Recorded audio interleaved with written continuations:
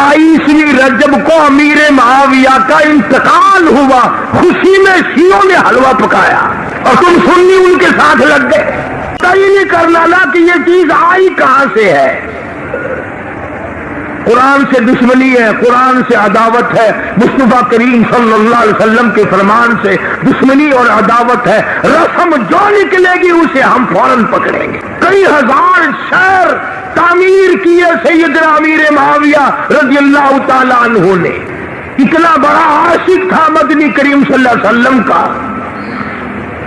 آخری وقت جو آیا وصیت فرمائی فلاں سونے کی ڈبیا فلانے بکس میں موجود ہے، جب میری موت آ جائے، جب میرے غسل سے فارغ ہو جاؤ، جب میرا منہ ہمیشہ کے لیے کفن میں چھپانے لگو، وہ سونے کی ڈبیا لانا، اس میں امام الانبیاء محبوب کبریا حضرت محمد مصطفیٰ صلی اللہ تعالی علیہ وسلم کے اس دن والے جب حدیبیہ کے مقام پر آپ نے اپنے سر مبارک کے بال اتروائے، ناخن آپ نے اتروائے، میں نے سونے کی ڈبیا میں وہ بال مبارک ناخن مبارک سنبھال کے رکھے ہوئے ہیں، اور لوگوں میرے آقا کے منہ مبارک اور وہ ناخن مبارک میری آنکھوں پہ رکھ دینا۔ کسی نے پوچھا امیر معاویہ رضی اللہ تعالیٰ عنہ ان پھر ناخنوں سے کیا فائدہ ہوگا، ان بالوں کے آنکھوں پہ رکھنے سے کیا فائدہ ہوگا؟ فرمانے لگی پروردگار عالم کی عدالت ہوگی، میری پیشی ہوگی، میرا رب مجھ سے پوچھے گا او معاویہ دنیا سے کیا لایا؟ میں عرض کروں گا الہی تیرے محبوب کے ناخن اور منہ مبارک لے کے آیا ہوں۔ کتنا بڑا عاشق تھا، کتنا بڑا اللہ کے رسول کا پیارا تھا۔ سیدنا امیر معاویہ رضی اللہ تعالی عنہ بیٹھے ہیں، پاس سیدہ ام حبیبہ رضی اللہ تعالی عنہ بیٹھی ہے۔ امیر معاویہ کی بہن ہے، پیغمبر کی گھر والی ہے، ہم سب کی اماں ہے، سب کی اماں ہے۔ بہن اپنے بھائی کے سر پہ یوں انگلیوں سے کنگھی کی طرح بالوں میں کر رہی ہے۔ کون سی بہن؟ السلام علیکم ورحمۃ اللہ وبرکاتہ۔ ناظرین پھر سے بیان لے کر آئے ہیں حضرت مولانا قاری حنیف صاحب ملتانی رحمۃ اللہ علیہ کا، آپ حضرات اسے بغور سماعت فرمائیں۔ آج میری تیری بہن کو کیا پتا دین کیا ہے، آج ہماری بیٹیوں کو کیا معلوم کہ قرآن ہمیں کیا کہتا ہے، آج ہماری بہن بیٹیوں کو کیا پتا ہے کہ حدیث پاک میں ہم سے کیا مطالبہ ہے۔ انہوں نے تو کپڑے پہننے ہیں، روٹیاں کھانی ہے، موت آئی تو مر جانا ہے، دین کا پتہ نہ کرنا۔ خدا کی قسم سیدہ ام حبیبہ رضی اللہ تعالی عنہ مدنی کریم صلی اللہ تعالی علیہ وسلم کے گھر میں رہتی ہے، مدینے پاک میں رہتی ہے۔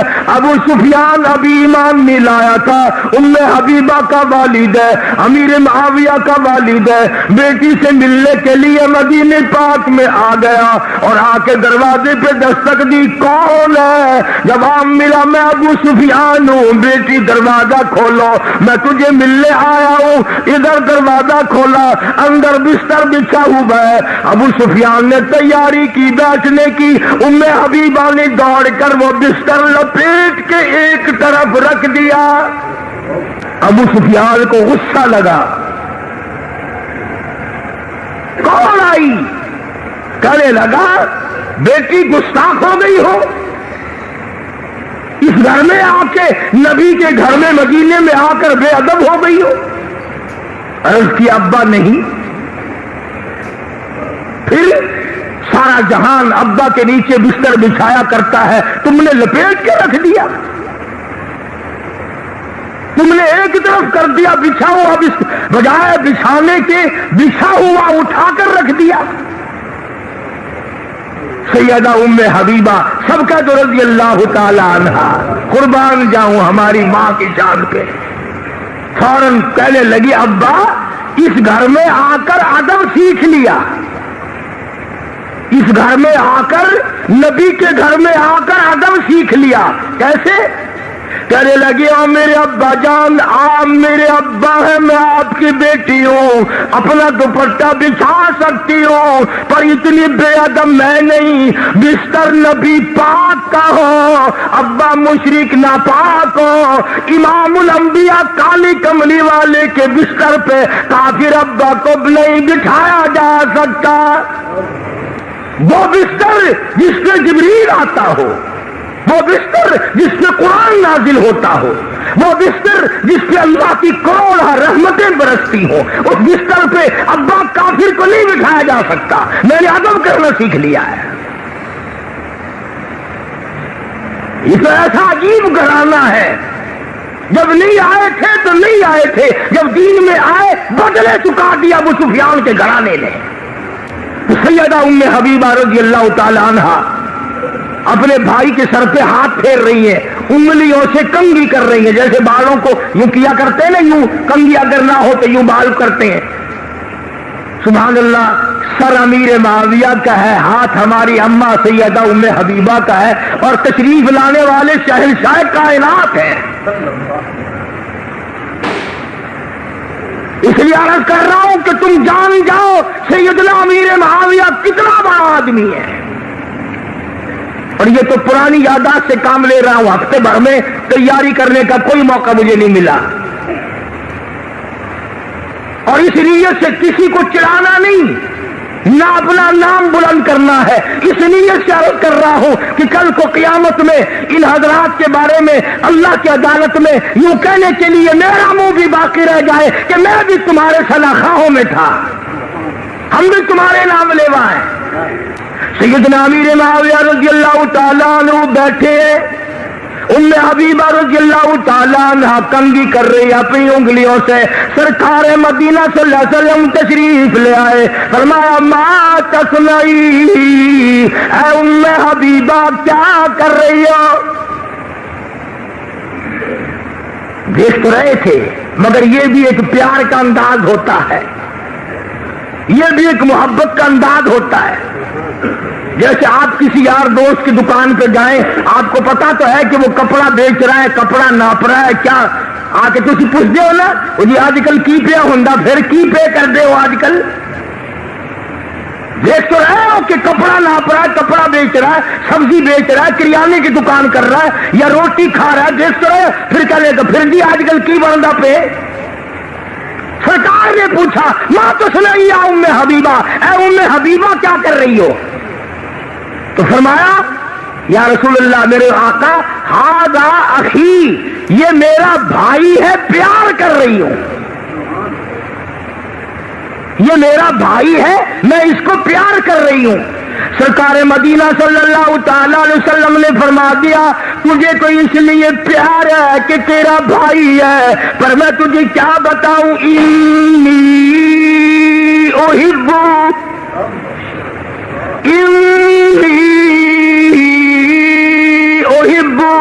یہ تو مجھے بھی بڑا پیارا لگتا ہے،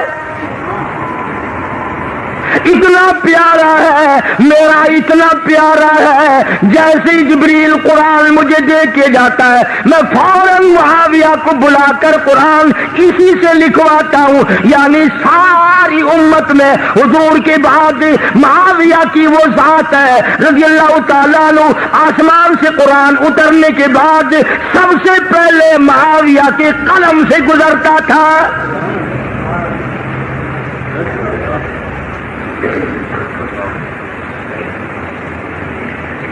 بہت بڑی شان کا مالک ہے،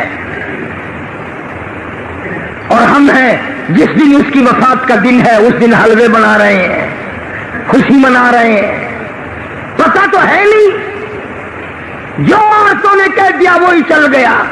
قبر میں اللہ میاں کے فرشتے آ کے پوچھیں گے نا من ربوں کا، ماں دینوں کا، ماں نبیوں کا، تیرا رب کون ہے، تیرا دین کیا ہے، تیرا ایمان کیا ہے؟ کئی لوگ تو اسی وقت ہی کہہ دیں گے نا نکاح نے پوچھا گے پھر دسیں گے۔ عورتوں پر ایمان، قرآن کریم کی پوری تفسیر کو اٹھا کر دیکھو، اس قسم کی رسم کی کئی گنجائش ہے؟ معراج شریف کتنی فضیلت والی بات ہے، اس کا کوئی ذکر نہیں کرتا، اس کے بارے میں کوئی نہیں کہتا کہ اللہ پاک نے کسی مہینے میں کتنی عظمت بخشی۔ ابھی ہمارے یہاں کی تقریباً جتنی عورتیں ہیں یہ معراج شریف کا مہینہ نہیں کہتی، آپس میں پوچھتی ہیں نا تیرے بیٹے کی کون سی تاریخ آئی شادی کی، اگر کنڈوں کی 13ویں تاریخ کا ہے۔ کیا ذہنیت بگڑی ہوئی ہے۔ کریم نے نبی کریم صلی اللہ علیہ وسلم کو جن معجزات سے نوازا ہے اس سے کوئی انکار نہیں کر سکتا۔ مسلمان تو مسلمان، غیر مسلم بھی انہیں تسلیم کرتے ہیں۔ حضور اکرم صلی اللہ علیہ وسلم معراج شریف کی رات میں، ملاقات والی رات میں ان مقامات سے گزر رہے ہیں جو اللہ پاک نے معراج والی رات میں امت کے اعمال کے نتیجے کے طور پر دکھلائے۔ ارشاد فرماتے ہیں میں نے ایک آدمی کو دیکھا، وہ لیٹا ہوا ہے اور دوسرا ایک اس کے سر پر بہت بڑا پتھر لے کے کھڑا ہوا ہے۔ وہ کھڑا ہونے والا اس لیٹنے والے کے سر میں اتنا زور سے پتھر مارتا ہے کہ سر ریزہ ریزہ ہو جاتا ہے اور وہ پتھر لڑک کر بہت دور جا کے گرتا ہے۔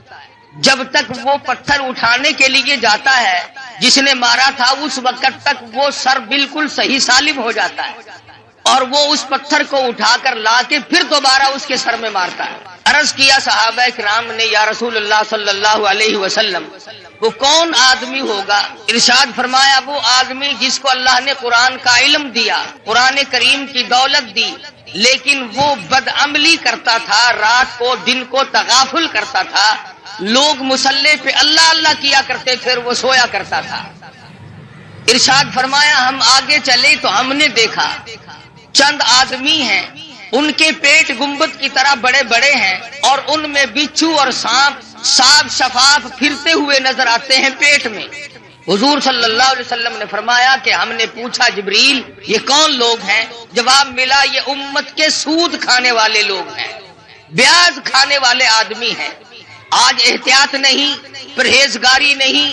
حدیث شریف میں آتا ہے جس کا مفہوم یوں ہے کہ جس نے 4 آنے سود کے کھائے، بیاج کے کھائے، گویا اس نے اپنی سگی ماں سے 35 مرتبہ زنا کیا ہے۔ آج لوگ اس کو منافع کہتے ہیں۔ منافع کہنے سے حرام چیز حلال نہیں بن جاتی۔ اگر ایک کتے کو 50 آدمی مل کر کئی دفعہ کہیں یہ بکری ہے یہ بکری ہے، وہ بکری تو نہیں بن سکتی۔ ارشاد فرمایا مدنی کریم صلی اللہ تعالی علیہ وسلم نے ہم نے ایک آدمی کو دیکھا جس آدمی کو جنت کے دروازے کی طرف سے اس کا نام لے کر آواز آئی، وہ دوڑ کے اس کی طرف گیا، اس کے جانے سے پہلے وہ دروازہ بند ہو گیا، پھر دوسرے دروازے سے آواز آئی، اس کی طرف دوڑ کر گیا، پھر وہاں سے بھی بند ہو گیا، پھر تیسرے دروازے کی طرف سے آواز آئی۔ یہی جنت کے ہر دروازے سے آواز آتی ہے، وہ دوڑ کے جاتا ہے تو دروازہ فوراً بند ہو جاتا ہے۔ پوچھا گیا یہ کون آدمی؟ ارشاد فرمایا مدنی کریم صلی اللہ تعالی علیہ وسلم نے یہ وہ آدمی ہوگا جو دین کے معاملے میں لوگوں سے دھوکہ کیا کرتا تھا۔ حدیث میں فرمایا نبی کریم صلی اللہ تعالی علیہ وسلم نے ہم نے معراج والی رات میں ایک مقام پہ دیکھا، آسمانوں پہ دیکھا، سفید ریش بزرگ آدمی ہیں، چھوٹے چھوٹے ننھے منھے بچے ہیں، اور وہ سفید ریش بزرگ آدمی قرآن کریم پڑھا رہے ہیں، چھوٹے چھوٹے بچے قرآن مجید پڑھ رہے ہیں۔ صحابہ کرام نے پوچھا یا رسول اللہ صلی اللہ علیہ وسلم وہ کون لوگ ہوں گے؟ ارشاد فرمایا مدنی کریم صلی اللہ تعالی علیہ وسلم نے اللہ میاں نے میری امت کو توفیق دی، میری امت کو دولت عطا فرمائی، چھوٹے چھوٹے لختے جگر، چھوٹے چھوٹے نور نظر معصوم بچے قرآن مجید پڑھتے ہیں، پڑھتے پڑھتے کسی کی موت آ گئی، 1 سپارہ پڑھ کے موت آ گئی، 10 پارے پڑھ کے موت آ گئی، 5 پارے پڑھ کے موت آ گئی، 20 پارے پڑھ کر کے موت آ گئی، 10 باقی رہ گئے۔ اللہ تبارک و تعالی جل شانہ نے فرمایا او میرے خلیل آ جا، آسمانوں پہ بیٹھ کر میری امت کے وہ بچے اور میرے نبی کی امتوں کے بچوں، امتیوں کے بچوں، قرآن پڑھنے والوں، تم نے قرآن کریم فرش پہ پڑھنا شروع کیا تھا، آؤ جو باقی رہ گیا عرش پہ ختم کر لو۔ ان کے اس قرآن مجید کی تکمیل وہاں پر کرائی جا رہی ہے۔ معراج شریف میں مدنی کریم صلی اللہ تعالی علیہ وسلم کو بچوں کو پڑھتا ہوا دکھایا گیا۔ سرکار مدینہ صلی اللہ تعالی علیہ وسلم براق پہ سوار ہے، بیت المقدس میں تشریف لے آئے۔ خداوند کریم نے انبیاء متعدہ بلایا ہوا ہے، سارے انبیاء کرام کو دعوت دی ہوئی ہے، آؤ آج میرے محبوب تشریف لائیں گے، تم سب آ جاؤ۔ آدم صفی اللہ موجود ہے، نوح نجی اللہ موجود ہے، موسیٰ کلیم اللہ موجود ہے، ابراہیم خلیل اللہ موجود ہے، اسماعیل ذبیح اللہ موجود ہے، یعقوب علیہ السلام تشریف لائے ہوئے ہیں، یوسف علیہ السلام تشریف لائے ہوئے ہیں، اسحاق علیہ السلام تشریف لائے ہوئے ہیں، زکریا یحییٰ علیہ السلام تشریف لائے ہوئے ہیں، عیسیٰ علیہ السلام تشریف لائے ہوئے ہیں۔ سارا انبیاء متعدہ بیت المقدس میں آپ کا انتظار کر رہا ہے۔ اندازہ لگاؤ مسلمانوں، تم کس نبی کا کلمہ پڑھتے ہو، کس نبی کے امتی ہو، کس نبی کی عظمت کو برقرار رکھتے ہو؟ تمہارے ہمارے نبی کی کتنی بڑی عظمت ہے، کتنی بڑی شان ہے، کتنا بڑا مرتبہ ہے، کتنا بڑا مقام ہے، کتنی بڑی برتری اور بزرگی ہے۔ 1,24,000 انبیاء کرام تشریف فرمائے، انتظار کر رہے ہیں آمنہ کے در یتیم کا۔ بیت المقدس میں براق پہ سوار ہو کر کے پہنچے، آپ نے انگلی کا، حضرت جبریل امین نے انگلی پتھر کو لگائی، اس میں سوراخ بن گیا، براق کو وہاں پر باندھ دیا گیا۔ مدنی کریم صلی اللہ علیہ وسلم اندر تشریف لائے۔ سب سے پہلے آدم علیہ السلام آگے بڑھے، خطبہ استقبالیہ پڑھا، مبارکباد دی، مرحبا یا ابن صالح، او میرے بیٹے میں فخر کرتا ہوں، میری آل میں سے، میری نسل میں سے، انسانوں میں سے، آدمیوں میں سے اللہ تبارک و تعالیٰ نے آپ جیسے حبیب لبیب کو پیدا فرمایا۔ آدم علیہ السلام فخر کرتے ہیں میری آل میں سے ہے، مرحبا یا ابن صالح، اور میرے بیٹے نیک بیٹے مبارک ہو، تیری وجہ سے میرا بھی سر اونچا ہو گیا۔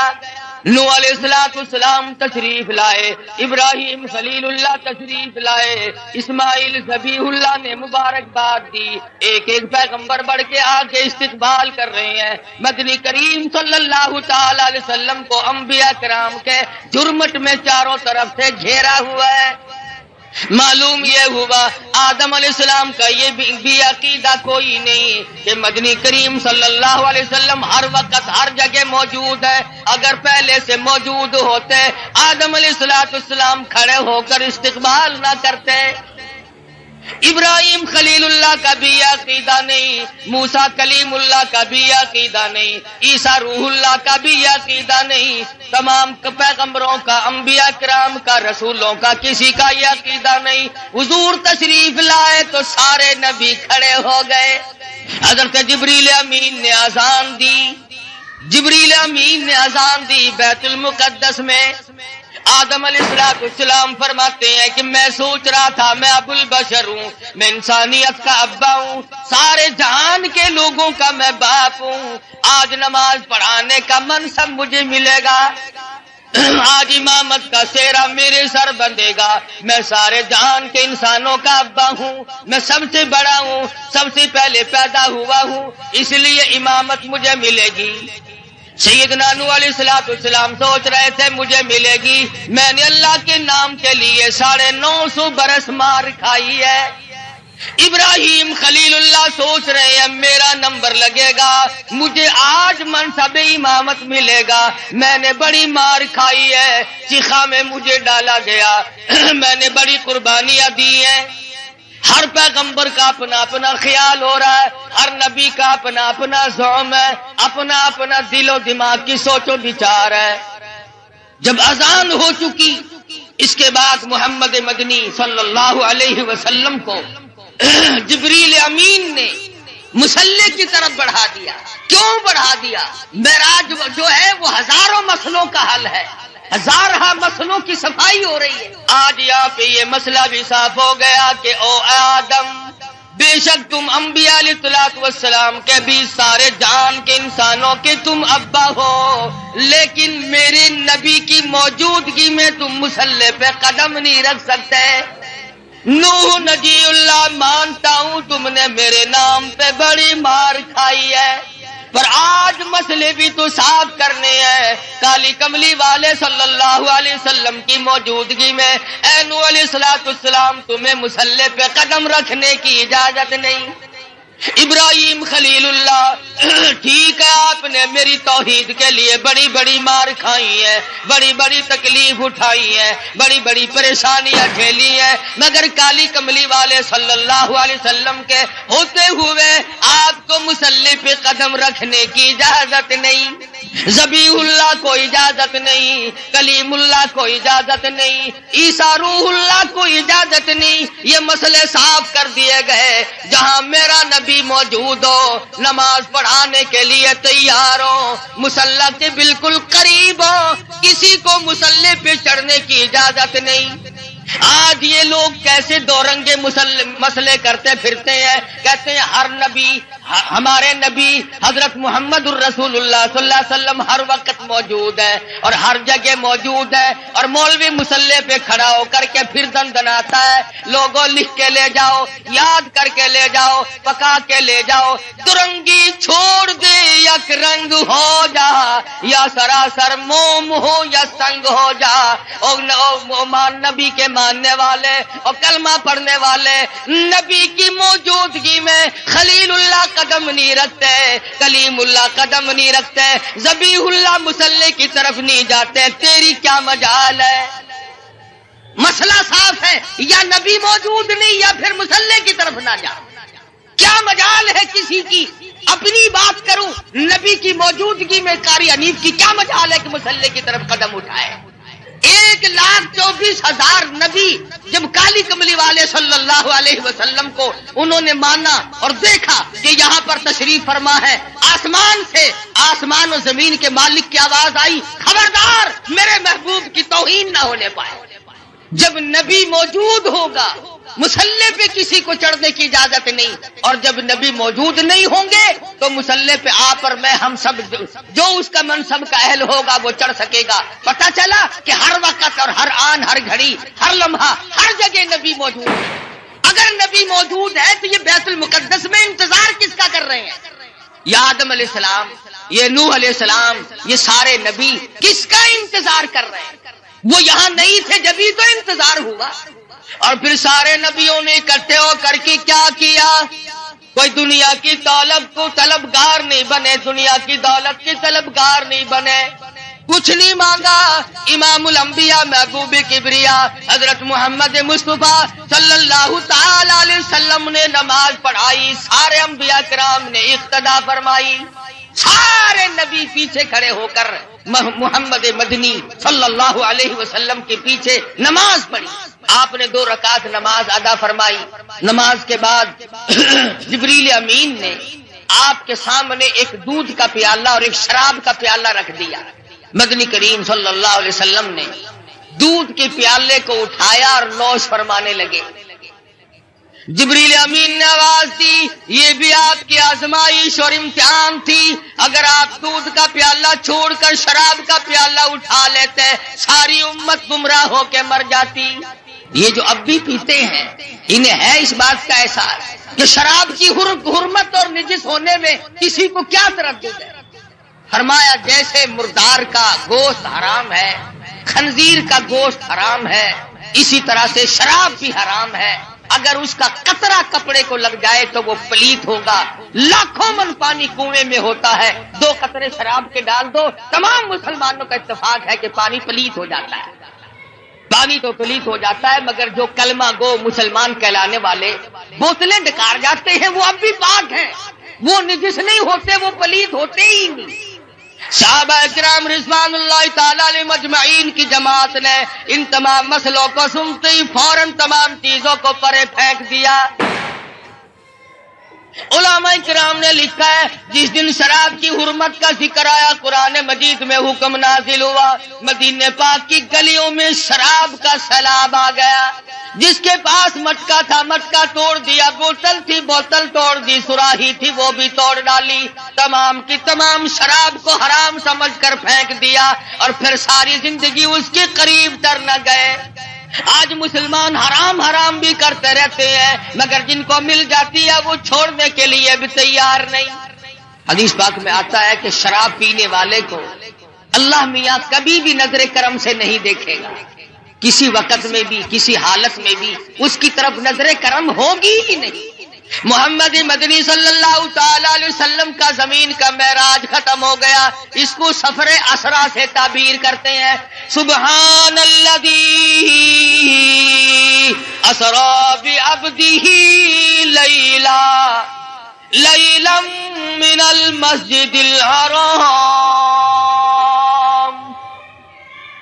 إلى المسجد الأقصى الذي باركنا حوله لنريه من آياتنا إنه هو السميع البصير۔ پاک ہے وہ ذات جس نے یہ سارا سفر کرایا، جو زمین میں بیت المقدس سے بیت الحرام سے لے کر کے بیت المقدس تک لے گیا، اور راستے میں بڑے بڑے عجائب دکھائے، بڑے بڑے منظر دکھائے۔ یہاں تک علماء کرام نے لکھا ہے کہ جنت و دوزخ کی بھی سیر کرائی۔ مدنی کریم صلی اللہ تعالی علیہ وسلم نے ارشاد فرمایا جب میں نے جہنم کو دیکھا تو اس میں اکثریت عورتوں کی پائی۔ فرمایا جب میں نے جہنم کو دیکھا اس میں عورتیں زیادہ تھیں، کئی حصے زیادہ مردوں سے عورتیں تھیں۔ صحابہ کرام نے عرض کیا یا رسول اللہ صلی اللہ علیہ وسلم اس کی وجہ کیا ہے؟ ارشاد فرمایا عورت کی ذات میں ناشکری بڑی ہے، 20 30 40 50 برس تک خامن اس کو کپڑا لا کے دیتا رہے، اچھے سے اچھا کھلاتا رہے، ایک دن اگر تنگی کا آ جائے تو فوراً کہتی ہے تیرے گھر میں ہم نے کبھی کچھ بھی نہیں دیکھا۔ دوسری وجہ ارشاد فرمائی دینیات کے معاملے میں بھی بڑے پیچھے رہ جاتی ہے، نماز کی پرواہ کم کرتی ہے، خامد کی نافرمانی کرتی ہے۔ وہ اس بات کو عار سمجھتی ہے کہ جس کے ساتھ میرا نکاح ہوا ہے میں اس کی اجازت کے بغیر ادھر ادھر نہ جاؤں اور میں تمام تر معاملات میں اس کی غلامی کروں۔ ارشاد فرمایا مدنی کریم صلی اللہ تعالی علیہ وسلم نے کسی کو دنیا میں اللہ کی ذات کے سوا سجدہ کرنا روا نہیں، سجدہ کرنے کی اجازت نہیں، اور اگر کسی کو سجدہ روا ہوتا جائز ہوتا میں عورت کو حکم دیتا کہ وہ اپنے خامن کو سجدہ کیا کرے۔ ارشاد فرمایا مدنی کریم صلی اللہ تعالی علیہ وسلم نے عورتیں شرک کے اندر بڑی زیادہ مبتلا ہوتی ہیں، عقیدہ بڑا کچا رکھتی ہیں۔ پتہ چل گیا نا کہ فلاں علاقے میں ایک ننگا ملنگ بیٹھا ہے، بالکل ننگا بابا بیٹھا ہے، جاؤ سب کی بگڑی بناتا ہے، بس چل پڑتی ہے۔ کیا مسلمانی ہے، کیا ایمان ہے، کیا قرآن ہے؟ اور ظالم و ننگا ہونا کوئی علامت ہے خدا بننے کی؟ خدا کا پیارا ہونے کی علامت کس نے بتائی؟ مدنی کریم صلی اللہ تعالی علیہ وسلم کو جبریل امین نورانی زینر پیڑی کے ذریعے آسمانوں کے پہلے آسمان کے قریب لے گئے، دروازے پہ دستک دی، اوپر سے پوچھا مما کا کون ہے؟ آواز دی انا جبریل، کون ہے؟ میں جبریل ہوں۔ من ماں کا تیری ساتھ کون ہے؟ کہتا مائی محمد صلی اللہ علیہ وسلم۔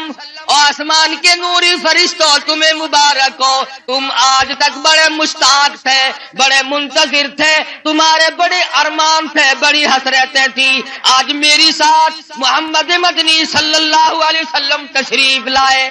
پہلے آسمان پہ فرشتے قطار باندھے ہوئے تھے، دیدار کے مشتاق تھے، منتظر تھے۔ مدنی کریم صلی اللہ علیہ وسلم آسمان پہ پہنچے، فرشتوں نے دیدار کیا۔ مسلمانوں، جس کے دیدار کے مشتاق اور آرزومند آسمانوں کے بیت المعمور کے فرشتے ہوں، ان کے دیدار کے تم مشتاق کیوں نہیں بنتے؟ مبارک ہے ان لوگوں کو جن کو اس دنیا ہی میں حضور کی زیارت ہوئی۔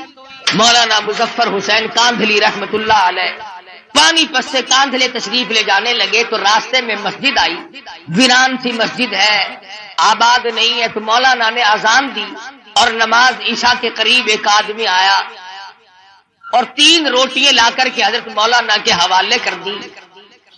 مولانا نے روٹیاں کھا لی، نماز پڑھی، سو گئے۔ فرماتے ہیں مجھے ایک ہی رات میں 3 مرتبہ مدنی کریم صلی اللہ علیہ وسلم کی زیارت ہوئی، 3 مرتبہ دیدار نصیب ہوا سرکار دو جہاں حضرت محمد الرسول اللہ صلی اللہ علیہ وسلم۔ فرماتے ہیں میرا دل للچایا، مجھے حسرت آئی، میری آرزو ہوئی کہ یہ تو بڑی مبارک جگہ ہے، مجھے یہیں ٹھہرنا چاہیے، میں یہ جگہ چھوڑ کے نہیں جاتا۔ اگلے دن وہی قیام کیا، اگلی رات آئی، وہی نماز کا وقت آیا اور ایک آدمی آیا اور اس کے ہاتھ میں 2 روٹیاں تھی۔ مولانا فرماتے ہیں میں 2 روٹیاں کھا کر کے سو گیا، اس رات میں مجھے 2 مرتبہ حضور اکرم صلی اللہ علیہ وسلم کی زیارت ہوئی۔ میں بڑا حیران ہوا کہ کل تو 3 دفعہ ہوئی تھی، آج 2 دفعہ ہوئی ہے۔ تیسری رات جب آئی تو وہی آدمی آیا، پہلی رات تو 3 مرتبہ ہوا، دوسری مرتبہ 2 رات ہوا، آخری رات 1 دفعہ ہوا، اور میں یہ سمجھ گیا ہوں کہ یہ بات اس جگہ کی نہیں، تو کون اللہ والا ہے جس کی جتنی روٹیاں کھائیں اتنی مرتبہ حضور کی زیارت ہوئی۔ تیرے گھر کی 3 روٹیاں پہلی رات تو کھائی تو 3 مرتبہ دیدار ہوا، دوسری رات 2 کھائی تو 2 مرتبہ دیدار ہوا، تیسری رات 1 کھائی تو 1 مرتبہ دیدار ہوا۔ تو ایسا کیا عمل کر؟ محمد مدنی صلی اللہ علیہ وسلم نے ایسے لوگوں کے دلوں میں محبت پکڑی ہے، امت کے وہ لوگ جو سب کچھ قربان کر دیں۔ وہ آدمی کہنے لگا مولانا مزدور آدمی، پہلے دن میری مزدوری اتنی بنی تھی کہ 3 روٹیوں کا آٹا تھا اور ہمارے گھر میں فاقہ تھا، میں 1 روٹی لے کے چلا، بیوی نے پوچھا کہاں چلے ہو، میں نے بتایا مسجد میں ایک مسافر ہے، وہ کہنے لگی میری بھی لے جاؤ، میں بھی فاقی پہ فاقہ کر لوں گی۔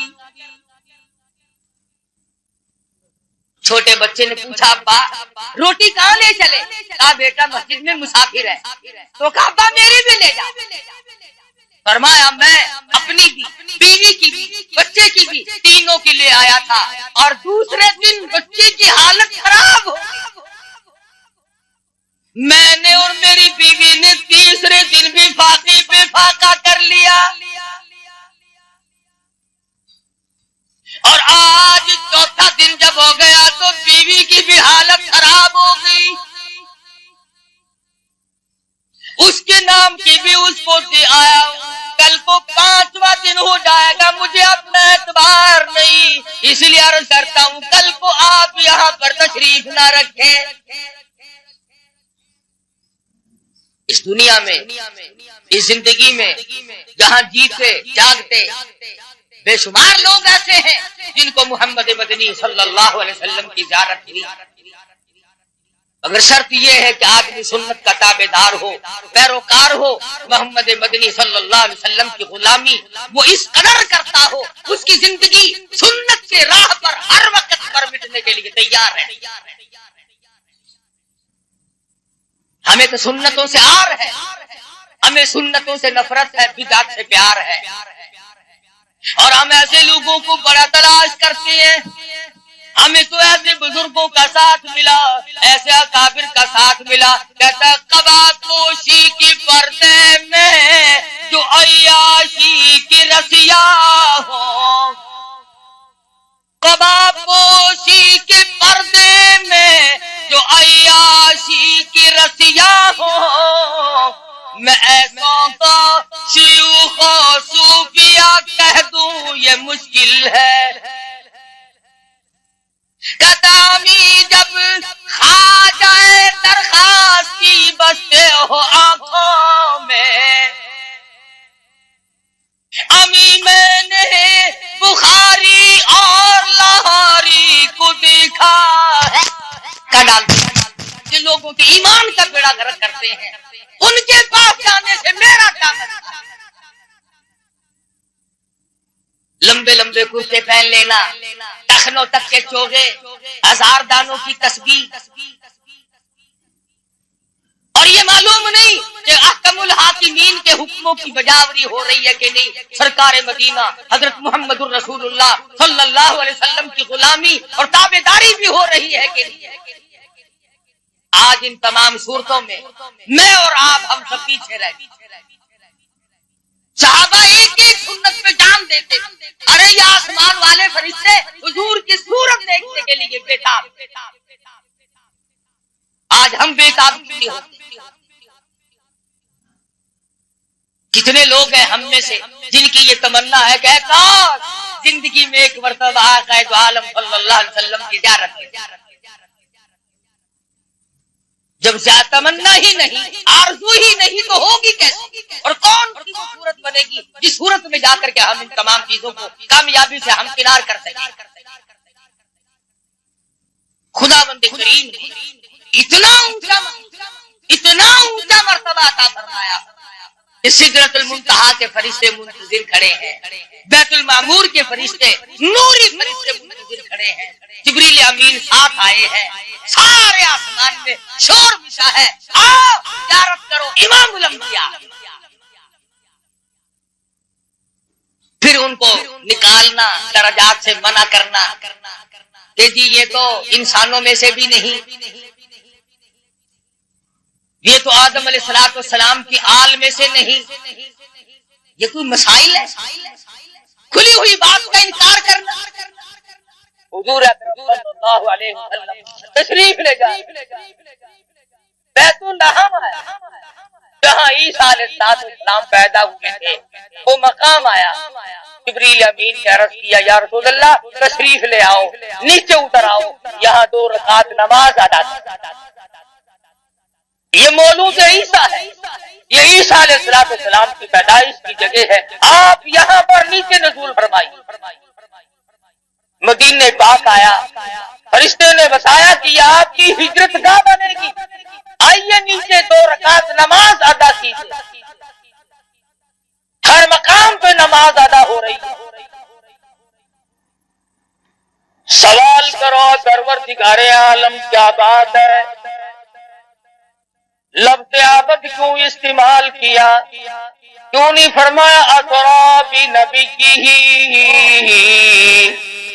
میں نے سیر کرائی اپنے نبی کو، اسرا برسول ہی، کیوں نہیں فرمایا اسرا بنور ہی؟ نہیں فرمایا۔ فرمایا او لوگوں تمہیں کیا معلوم ملاقات والی رات ہے، معراج والی رات ہے، خدا کی قسم اس رات کی عظمتوں کا کیا کہنا، جس رات کو امام الانبیاء محبوب کبریا حضرت محمد مصطفیٰ صلی اللہ علیہ وسلم مہمان بنے ہوں، اللہ کریم میزبان بناؤ۔ الى المسجد الحرام الى المسجد الاقصى، مسجد اقصی تک درمیان میں چل رہے ہیں۔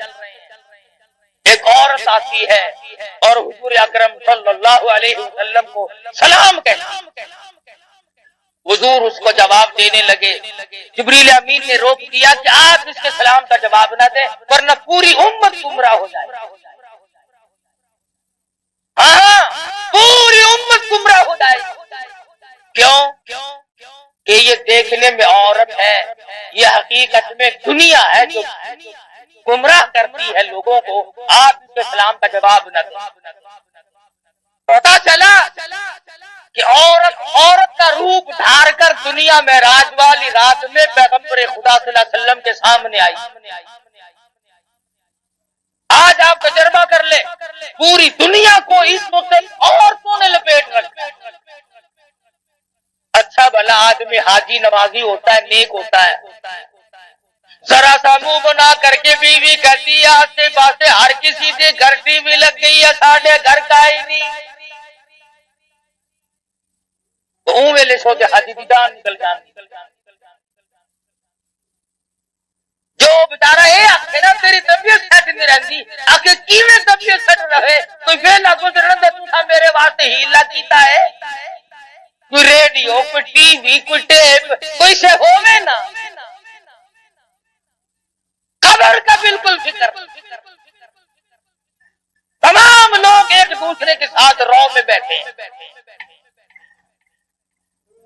اور پھر دوسروں کی عورتوں والی بات تو دنیا کیا کرتی ہے فلانے ملک کی عورت یوں ہے فلانے ملک کی عورت یوں ہے اور پاکستان کے مسلمانوں تمہیں شرم نہیں آتی تم ٹی وی پہ فلموں پہ اپنی بیٹیوں کے ناچ دیکھ کر بڑے خوش ہوتے ہو اپنی بہنوں کو ناچتا ہوا دیکھ کر بدماشی کرتے ہوئے دیکھ کر بڑے خوش ہوتے ہو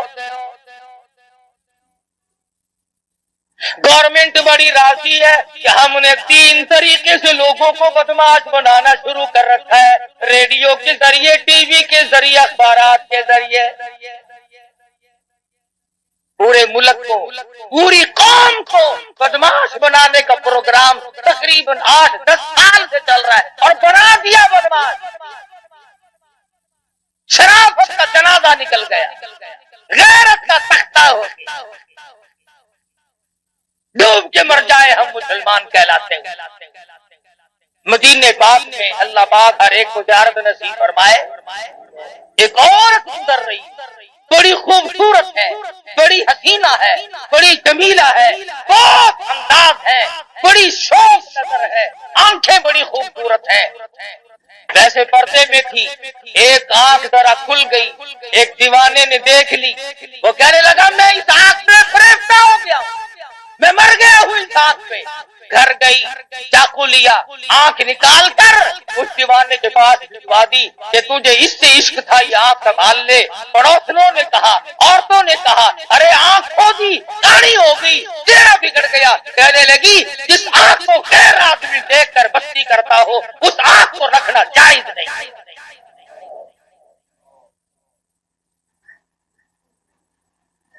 کہاں گئی وہ غیرت مسلمانوں ایک دوسرے پہ تنقید ہے ایک دوسرے پہ تبصرہ ہے امیروں سے لے کر غریبوں تک فقیروں سے لے کر بادشاہ تک بے پردگی عام ہے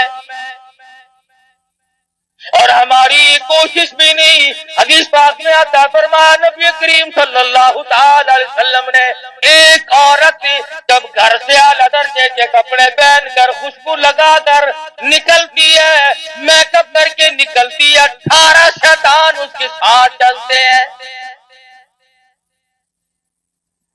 منہ چڑھا دیا غیرت تو حضور اکرم صلی اللہ علیہ وسلم کو جبریل امین نے کہا کہ آپ اس کے سلام کا جواب نہ دیں حضور نے جواب نہ دیا آگے چلے فرماتے ہیں نبی کریم صلی اللہ علیہ وسلم میں نے ایک مخلوق دیکھی میں نے لوگ دیکھے بہت زیادہ تھے ایسا بدبودار ایسا سڑا ہوا ایسا گونت والا گوشت کھا رہے تھے حضور فرماتے ہیں اگر ایک رتی کے برابر دنیا میں ظاہر کر دیا جائے پوری دنیا بدبو کی وجہ سے تباہ و برباد ہو جائے ایسا گوشت لوگ کھا رہے تھے ہزاروں کی تعداد میں تھے لاکھوں کی تعداد میں تھے ایسا گوشت کھایا جس کے کھانے سے بدبو آ رہی تھی وہ سڑا ہوا گوشت صحابہ کرام نے عرض کی یا رسول اللہ وہ کیا چیز تھی ارشاد فرمایا امت کے جن لوگوں پہ زکات فرض اور واجب ہے زکات کو روک کر جو اس مال کو کھاتے ہیں ان لوگوں کو وہ گوشت کھانا پڑے حضرت شاہ عبدالعزیز دہلوی سب قید رحمۃ اللہ علیہ ان کے زمانے میں ایک آدمی تھا امیر آدمی تھا لیکن بخیل تھا اپنی اولاد کو بھی خرچ کرنے کے لیے پیسے نہیں دیا کرتا تھا جس وقت اس کی موت آئی تو لڑکے نے غصے میں آ کر اشرفیوں کی تھیلیاں اپنے باپ کے ساتھ قبر میں رکھ دی کہ ہمیں دنیا میں برتنے کو نہیں دی اب ہم استعمال نہیں کرتے دفع کر اپنے ساتھ ہی لے قبر میں رکھ دی دفن کر دیا کچھ دنوں کے بعد لڑکی کی حالت خیر ہو گئی غریب اور قلاش دل میں آیا اچھا نہ کیا وہاں رکھ دیے، آج کام آ جاتا۔ دوسرے مرحلے میں دل میں یہ بات آئی کہ اب کون سا کوئی اٹھا کے لے گیا ان کو، نکال لاؤ، ہمت کرو۔ بس رات کا وقت تھا، اوزار لیے، گئی کسیلی اور جا کر باپ کی قبر کھودی۔ اس نے اشرفیوں کا ٹھیلا بھر کے وہاں رکھا تھا۔ جب اس نے روشنی کی تو کیا دیکھتا ہے، وہ ٹھیلا موجود نہیں، سر سے لے کر پیروں تک ایک ایک کر کے جیسے ستارے عورتیں کپڑے کو لگاتی ہے، سر سے لے کر پاؤں تک سارے بدن پہ اشرفیاں ڈکی ہوئی ہے، کل بدن پہ، تمام کے تمام بدن پہ ایک ایک کر کے ستارے لگے ہوئے ہیں، اشرفیاں یوں ڈکی۔ یہ لڑکا کہتا ہے کہ ایک اشرفی اتارنے کے لیے میں نے یہ 2 انگلیاں لگائی، بس انگلیوں میں وہ ساڑ مچا، وہ سوگ، وہ جلن ہوئی، قبر مشکل سے پوری کری، سب کچھ وہیں چھوڑ دیا، دہی میں رکھتا، دوا میں رکھتا، منہ میں انگلیوں کر رکھتا، چین نہیں آئی، کسی کو کیسے بتائے کہ میرے باپ کا کیا حال۔ بڑے علاج معالجے کیے، بتاتا کسی کو نہیں۔ جب چاروں طرف کے علاج معالجے سے تھک گیا، شاہ عبدالعزیز دہلوی رحمت اللہ علیہ کی خدمت میں آیا اور کہنے لگا، شاہ صاحب ذرا دم فرما دو، نہ معلوم کوئی پھوڑا نکلتا ہے، نہ معلوم کیا چیز ہے، میری 2 انگلیوں میں 3-4 دن ہو گئے چین نہیں پڑتی۔ شاہ صاحب نے دم فرمایا، کچھ پڑھ کے بھوکا اور پوچھا درد ہے؟ اس نے کہا جی ویسے ہی ہے جیسے پہلے تھا۔ شاہ صاحب نے پھر کچھ پڑھا اور دم فرمایا اور پوچھا کچھ فرق پڑا؟ اس نے کہا نہیں، ویسا ہی درد ہے جیسے پہلے تھا۔ پھر تیسری مرتبہ شاہ صاحب نے کچھ پڑھا اور دم فرمایا اور پوچھا کہ کچھ کم ہے؟ اس نے کہا نہیں جی، کیوں کا کیوں ہے، اس میں کوئی فرق نہیں آیا۔ اللہ اکبر۔ شاہ عبدالعزیز دہلوی رحمت اللہ علیہ فرمانے لگے، پھر یہ سوزش، یہ جلن تھوڑے کی نہیں، پھنسی کی نہیں، یہ جلن کسی آگ میں جلے ہوئے کی نہیں، یہ کسی تکلیف کی نہیں، ایسا معلوم ہوتا تیری انگلیاں جہنم کی آگ میں جلی ہوئی ہے۔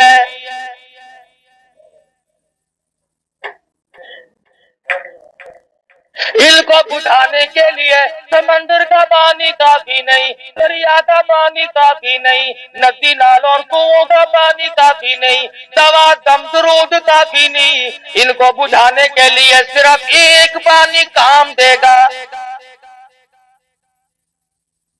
پھر اس نے شاہ صاحب کے سامنے بات بول دی کہ آپ کا فرمان صحیح ہے، ایسے ایسے کر کے میں نے اپنے والد کی قبر کو کھودا اور اشرفی اتارنے کے لیے یہ 2 انگلیاں لگائی تھی، اس دن سے آج تک ان میں چین نہیں پڑی۔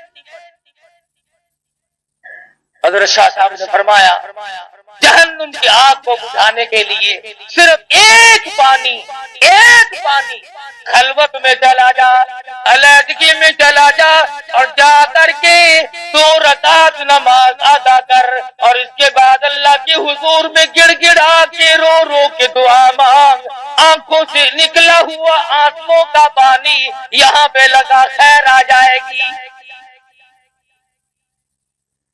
چنانچہ اس نوجوان نے ایسا ہی کیا کہ وہ رویا، گڑ گڑایا، عاجزی کی، اللہ پاک کے حضور میں دعا مانگی اور آنسوؤں کا پانی لگایا تو فوراً شفا ہو گئی۔ شاہ صاحب نے فرمایا جہنم کی آگ کو آنکھوں کے پانی کے سوا کوئی پانی نہیں ہوتا۔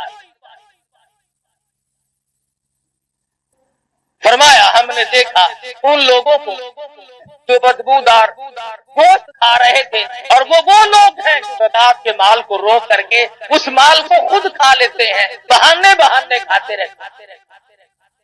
اللہ پاک کا فریضہ ہے، فرمایا والذین یکنزون الذهب والفضة ولا ينفقونها في سبيل الله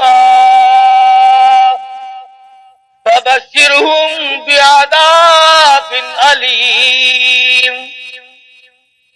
وہ لوگ خزانے کو اپنی دولت کو جمع کرتے ہیں اور نہیں خرچ کرتے اللہ کی راہ میں، فبشرہم بعذاب علیم، انہیں خوشخبری سنا دو عذاب دردناک۔ اور فرمایا یوم یحما علیہا فی نار جہنم فتکوی بہا جباہہم وجنوبہم وظہورہم ھذا ما کنزتم لانفسکم فذوقوا ما کنتم تکنزون۔ سبحان اللہ، قرآن کریم نے کیا کیا چیزیں کھول کے بتائی۔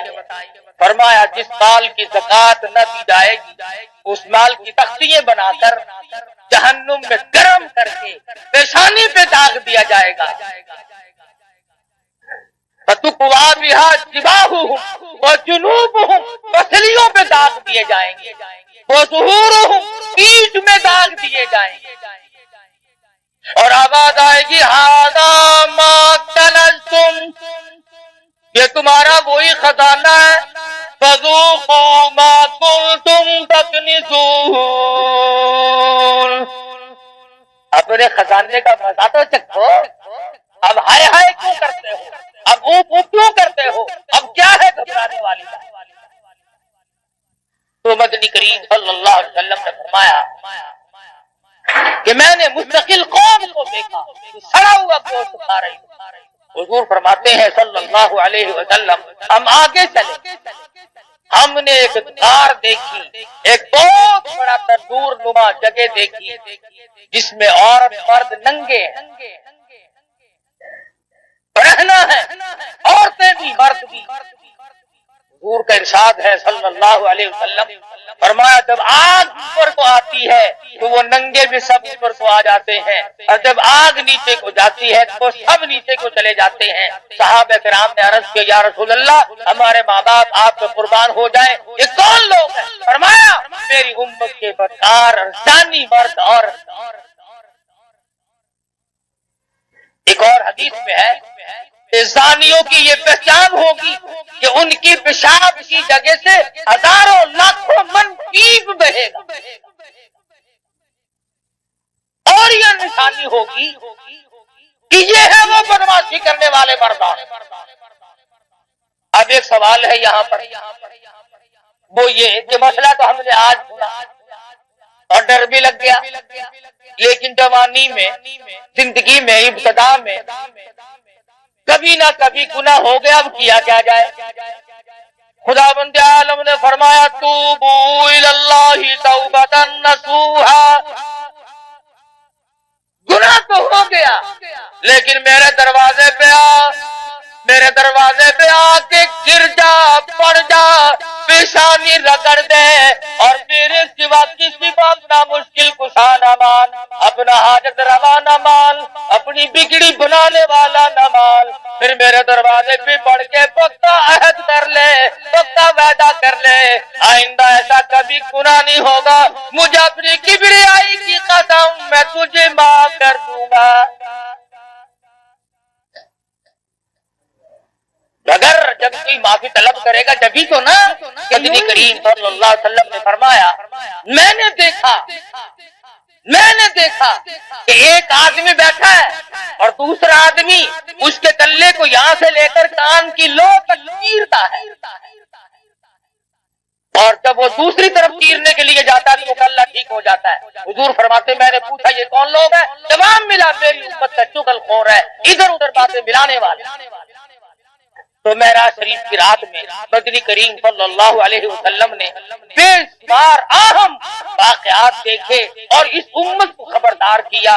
اگر آج بھی ہم خبردار نہ ہوں، اب بھی ہم ان باتوں کی طرف دھیان نہ دیں تو ہماری کوتاہی ہوگی، ہمارا ہی بگاڑ ہوگا، ہم ہی نقصان میں جائیں گے، کسی کا کیا بگڑے گا۔ اس لیے ہمیں اپنی زندگیوں کے اندر نماز، روزے کی، زکات، کسی کے حق حقوق کی رات دن فکر رہنی چاہیے۔ نہ معلوم کس وقت بلاوا آ جائے گا، کہتا ہے نا بہ رہی ہے ہر طرف جوئے فنا، ہر سب کے سب ہے راہ رو جوئے فنا، بہ رہی ہے ہر طرف بدبوئے بنا اور آ رہی ہے ہر چیز سے بوئے بنا. ارے نہ تم رہو گے نہ میں رہوں گا, ہم سب ایک قبر کے کیڑوں کی نظر ہو جائیں گے. اپنے زندگی کے بارے میں سوچو اور اس کے اس پر عمل کرنے کی کوشش کرو. اللہ پاک مجھے اور آپ کو اس معراج والے نبی کے طفیل معاف کر دے, معراج والے نبی کے صدقے میں ہماری نجات فرما دے. وآخر دعوانا ان الحمدللہ رب العالمین.